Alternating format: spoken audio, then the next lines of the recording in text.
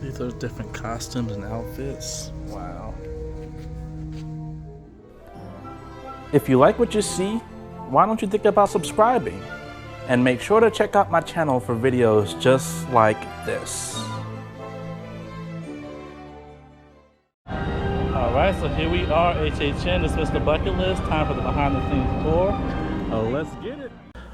What's going on, folks? It's MrBucketlist here. And today I'll be giving you all the full walkthrough and breakdown of the behind the scenes Unmasking the Horror Tour here at Universal Orlando Halloween Horror Nights.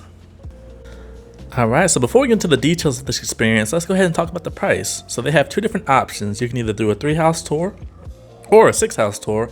I've actually done both, but we'll go ahead and just focus on the 3-house tour for time's sake. That was at $99 per person, and then the 6-house tour is at $179 per person. Now during the 3-house tour, it's about 2.5 hours long, and then basically the different houses they have that's on offer, and this is always going to stay the same, is going to be Slaughter Sinema 2, the Museum, Deadly Exhibits, and then Triplets of Terror. And then as far as the 6-hour tour, I mean, that was closer to about like 5 hours in my opinion. And that includes Ghostbusters, Insidious, Eternal Bloodlines, Monsters of Latin America, Major Sweets Candy Factory, and Goblin's Feast. The only one that is not on offer, at least as far as when I did it, was A Quiet Place, which is actually pretty amazing because they're putting a lot of work into that one. It's in the building all by itself. It's completely soundproof, and I mean, it's really like a big deal. So I'm really excited to see that one. But anyway, as far as the process itself, so you go and walk to the building. You do not need to be a pass holder or have a ticket to Universal Studios itself. You can just buy this tour straight up. And then once it's over, they'll just escort you out the park. Now, as far as the meeting place for this event, it's actually in the old Blue Man Group / the old Nickelodeon Studios building. It's right there. It's going to be on the first floor. So when you first walk in, they're going to have like a little desk. You go ahead and check in, and they'll go ahead and take you to your little table as far as where you can kind of sit and chill, enjoy the AC. They also have a spot for some photo ops. So apparently these are like old costumes from previous events. You can go and take a picture and things like that. And of course, they have bathrooms there as well.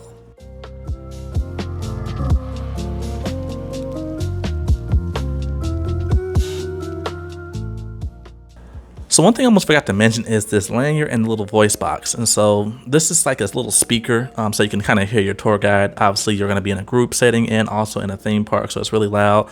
So it does go snug on your ear. You can hear what he's saying. Now, you can't talk back and forth to him. You can only hear him unless you're directly beside him, then you can talk to him. But just kind of know this is how you hear your tour guide during this experience. And then maybe about 15 minutes before the actual event starts, your tour guide is going to come and introduce themselves and then basically kind of let you know, like, hey, this is what's going on, and we'll go ahead and get started at this certain time. They will be wearing scrubs. Someone asked why didn't they all have scrubs on. He really didn't know. It's just kind of rumors of why they all have to wear scrubs. But if you see somebody in scrubs, that's most likely going to be your tour guide.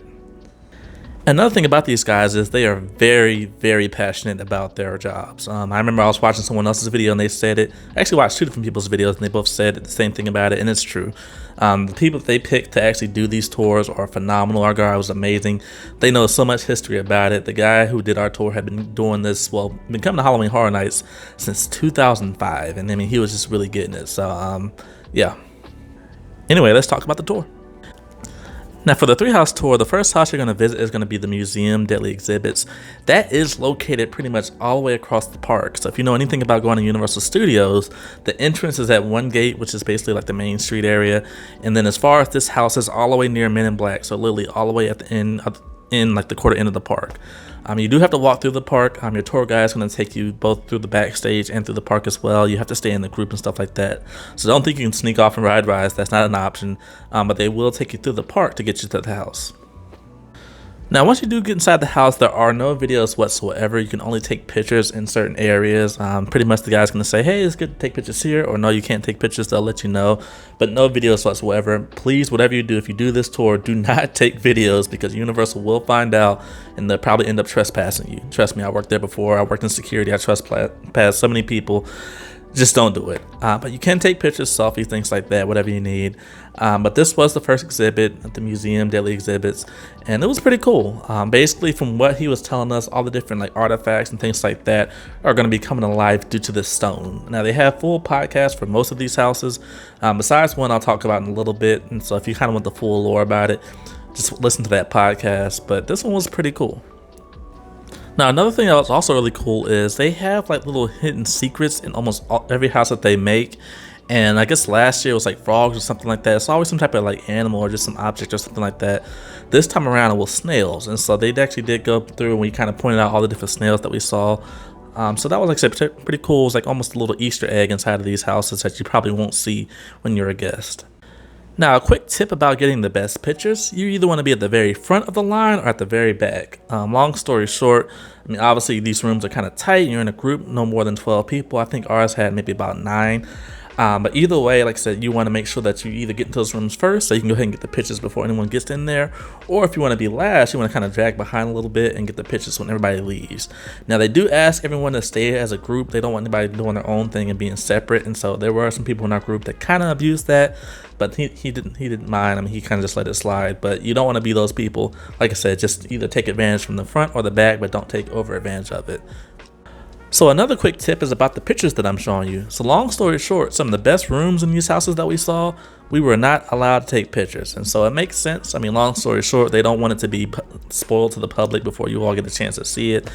So they just didn't want us to take pictures in them, which makes perfect sense to me.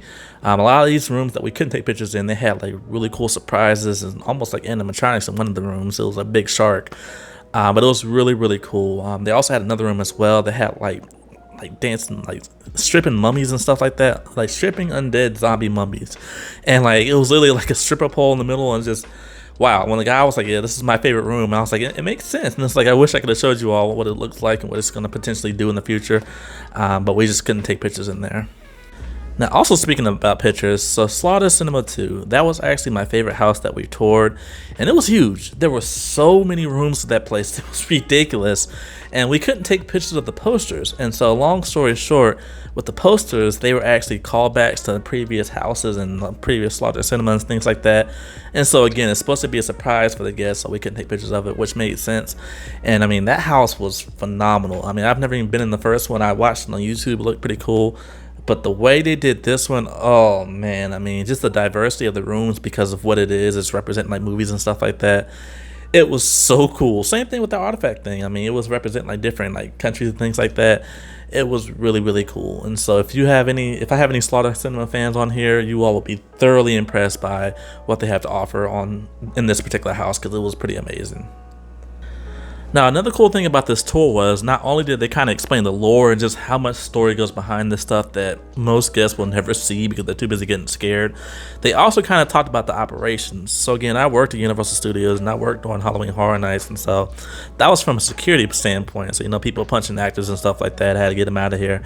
But they kind of talked about how that works. And so as far as like getting scared, if a scare actor can see you get scared one time, they're going to keep trying to trigger you. And they actually had certain doors where a scare actor can scare you at one place and then run back and go to another part and scare you again. And it's just so funny because my first HHN was actually last year, and it was just crazy because I remember this guy had scared me. He just kept messing with me. I'm like, that's got to be the same person, because it just the way he was moving, his height and everything, I knew it was the same person that, like, messing with me. And I thought I was going crazy, but it's true.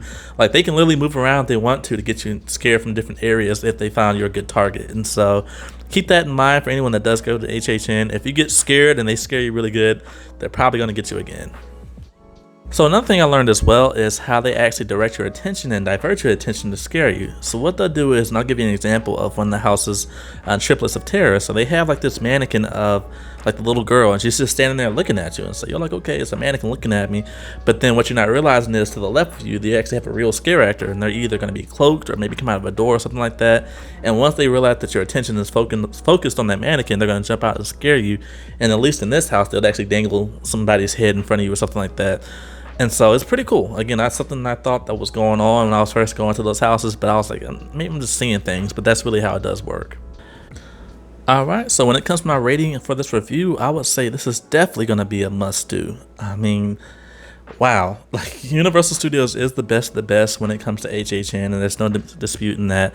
But with that said, I mean, there is so much that they put behind these houses that we just do not see as regular guests walking through at night. I mean, if I were to guess, I would say we probably see about 40% of what they actually do, because there's so much more when the lights are on and we can take your time to understand the story. There's so much more to it, and I know they're trying to flesh it out with those podcasts and stuff, things like that. But still, I mean, if you really want to get the true sense of what they were trying to make behind these houses, I can highly recommend this tour. And not just for just casuals like myself or hardcore people who love HHN, but even people who don't want to go because they're too scared. If you want to see the houses yourself without somebody scaring you, actually having the lights on, this is for you. This is perfect for maybe kids or even just people, like I said, who just want to come through and see what the houses are like, but at the same time, they don't want to be there at HHN doing the actual event itself. So I hope you enjoyed this video. If you have not seen my full tours of Universal Studios, Orlando, Florida, and Islands of Adventure, please check them out on my channel. They are very, very helpful, at least from what I've seen in the comments. People seem to love those videos, so it may help you as well. I'm Mr. Bucket List, and I'll see you later. Peace out.